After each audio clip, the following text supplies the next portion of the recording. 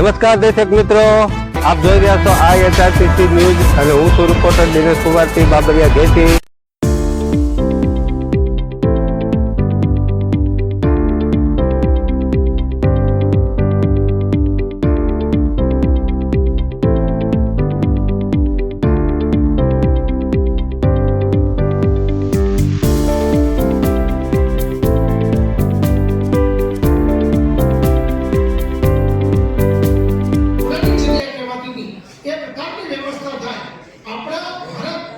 વિશ્વની ત્રીજી મહાસત્તા બને એ પ્રકારની વ્યવસ્થા થાય તો મને લાગે છે યોજના કે જે વ્યક્તિ આપણે ઇન્ડસ્ટ્રીઝને સ્કિલ મેન પાવર પૂરા પાડીએ છીએ।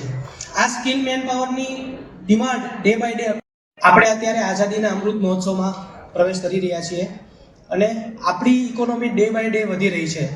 આગામી 5 વર્ષ સુધીમાં ભારત સરકાર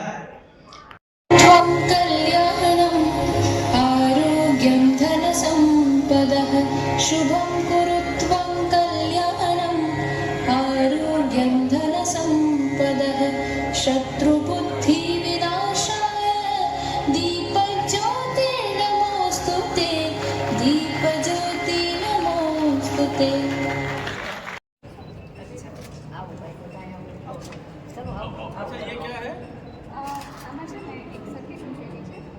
मोबाइल સાથે વાઈફાઈ કનેક્ટ કરે છે, વાઈફાઈ એનેબલ સર્કિટ છે। ચલો આપો તો રાખો બધે આપો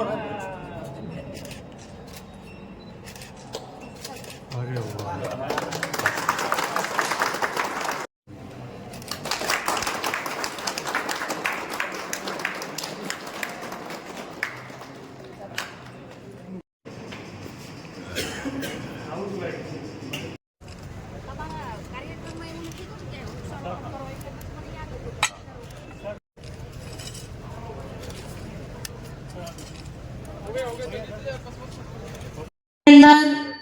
નવનિર્મિત ITIનું લોકાર્પણ થવાનું છે।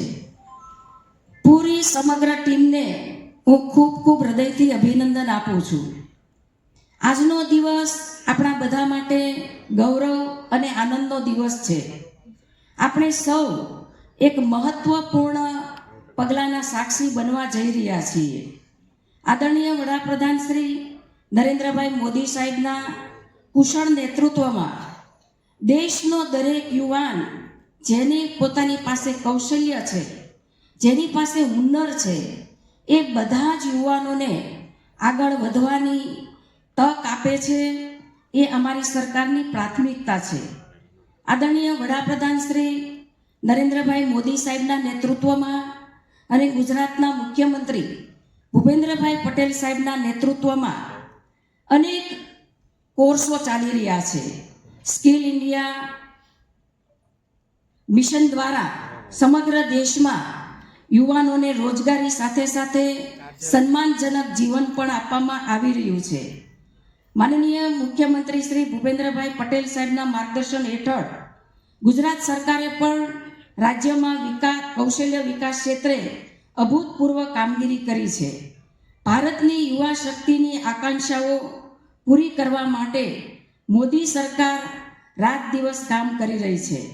અમારી સરકાર દેશના યુવાનોને આત્મનિર્ભર બનાવવા માટે સતત પ્રયત્ન કરી રહી છે।